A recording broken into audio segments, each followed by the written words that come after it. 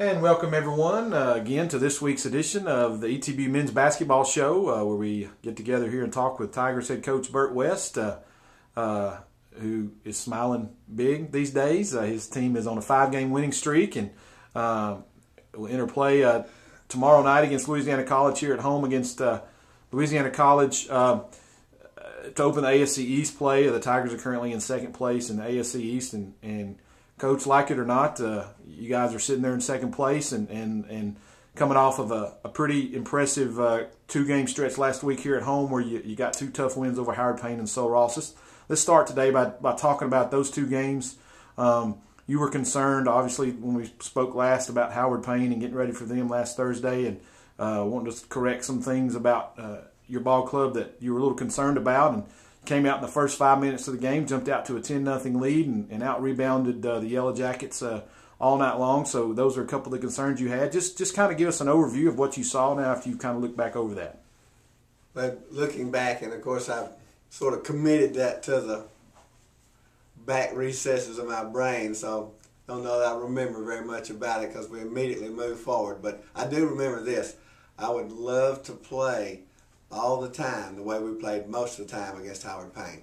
But most of the time we had a couple of down stretches and that were a little subpar based on that game especially, but the kids played very well against Howard Payne. Shot the ball well, played well, rebounded well. So they were listening and they were trying, and we did what we wanted to do. So we moved forward from our concerns on that situation. And then on the Sul Ross game, we knew it would be hard and we knew it would be tough, and it was. And they, were playing a desperate team that needed that game so badly, and they fought hard. And, they led us most of the way, and our kids had the strength and just the willpower, to hang in there until we could play better. And had some people that did not play very well Thursday, and they're the ones that played the best on Saturday. And so it was. We're getting some good consistent play by some young players, like J.D. Richardson played very well both games, and so that was a good thing. But everyone, brought something to the table. Nobody, just came sat down to eat for free. They all brought something and helped, and hard-fought game, went to overtime. When I was a young coach, I loved overtime games. I just thought that was the greatest thing ever. And now I don't like overtime games, and that's the first overtime game in a long time. I was happy to get to it. I was happy to be in overtime, and I felt really good. Our team seemed to be getting stronger. Now, we were tired, but we weren't as tired as Sul Ross, and so that was pleasing to see them fight one out. Well, you mentioned Sul Ross, and again, we've talked about it when we go out there and trying to put ourselves in their shoes. They came back into that game and gave it all they had in regulation. And like I said, you were able to catch them right there at the end, literally with 2 seconds left, and send that into overtime. And that's a big momentum shift going into that extra 5 minutes to do something like that. And it showed. I mean, you guys seemed to have a little bit more pep in your step, and probably played faster that entire 5-minute period in the overtime than you did the whole game, really. I mean, just with energy and that kind of thing. Wouldn't you say that? Yes, and we've broken the game down into 5-minute segments. And we call them little 5-minute wars. And we're trying very hard to stay focused exclusively on that 5 minutes from media timeout to media timeout. And we keep up. We let the kids know during the timeout if they won that 5 minute or if they lost that 5 minute. And we're trying to keep that carrot right in front of them, how important it is to battle each and every minute. And we were able to win the last 5-minute war of the game, and then we won decisively the last 5 minutes, the overtime 5 minutes. So, I feel real positive about our team right now. You mentioned one young player, J.D. Richardson, who had 2 really good games, at least offensively and shooting the ball, it looked like. But there was another young player that I think has kind of popped out, and some people may have been watching y'all all year might think, who is this kid? Is he new? But it's Monty Graves, your point guard. I mean, he seems to have kicked it into another little gear here the last couple of games, and especially on Saturday. Me personally, sitting at the scores table, I thought he may have had his best overall game. Now, you might have broke that down differently, but he was making things happen and running the offense, or at least finding the open man and just kind of talk about Monty's play here, particularly since he's come back from the break. Well, I'd be happy to. I think that the deal with Monty is all of the other freshmen have had breakout type games, have just had one big game.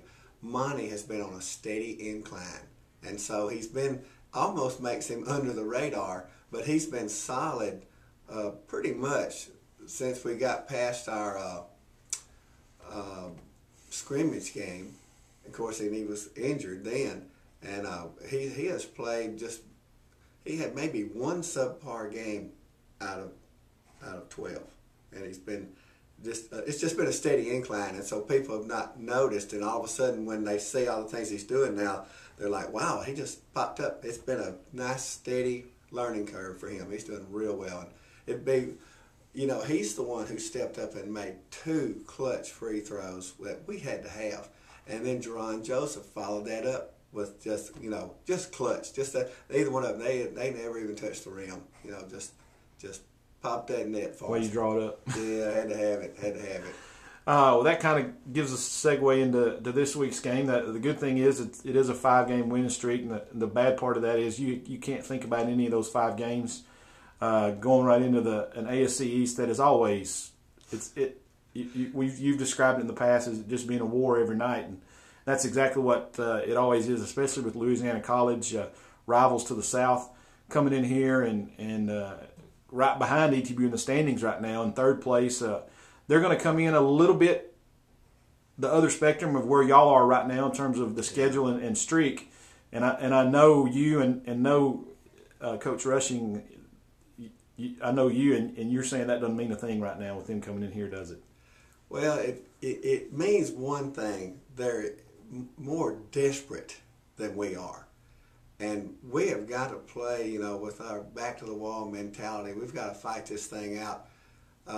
We just got to put that shoe on the other foot. You know, they've got a good team. They're just about as good as anybody in the league. They've lost 5 games in a row. There's just no way to explain it. And we've won 5 games in a row. And if they want this game more than we do, if they can outfight us and out-hustle us, they'll definitely win the game, because I'm not sure that they're not a little bit better than us. But if we, you know, can keep our mental edge, you know, certainly we're going into the game with some confidence, had recent success. They know they can win. They've just not had success recently, and they're just going to come in here desperate, fighting hard. And it's, I tell you what, it's always a tough, physical, scrapping game when we play them, and that's what it's going to be. And our guys have just got to be prepared to put this game, it's the only game there is, and really, really go after it, and because it's going to be a battle. If we step out and they outplay us, they could wear us out. I don't think there's any way we could just step out and wear them out, but I think, you know, we can be successful if we're ready to go. I know you don't want your players thinking about it, but just for purposes of people listening to the broadcast here, obviously Saturday, Mississippi College is going to come in here, and you mentioned Louisiana College as being desperate, and Mississippi College, that old traditional power in the East, got off to a pretty bad start. Would seemingly seem to have maybe picked it up a little bit the last couple of weeks, but they're going to come in here, and as you say, they're going to be desperate as well, just trying to grab wins wherever they can get them now that it's just ASC East play. And you know, oddly enough, I was trying to explain to the kids yesterday how important these games are, and I realized each and every one of the East Division games is a rivalry game based on different information, different set of circumstances. Each one of them is a rivalry. There's one or two that means a little more to me than the others, and there's different ones mean more to some of the players than others. But I really had not quite realized it's become a rivalry division. Each one has its own, you know, particular set of circumstances that cause it to be a rivalry. And we're not going to go into all the reasons that Louisiana College and us are rivals. They are numerous, and you already know all of them. So, but it's a big game for me. It's a big game for our team. Well, and also it'll be the first game. You know, that all our students are back on campus. School has started back for the spring semester. That always adds just a little bit more fire to the gym. And so come on out tomorrow night, Thursday night. I know the Tigers seem to play better when the gym is full and loud, and I know you appreciate that as a coach. I do. I look forward to seeing those Blue Crew in the crowd, and the Toby the Tiger, and my assistant coaches on the other side of the building, and all those fans making all that noise. I said we look forward to that.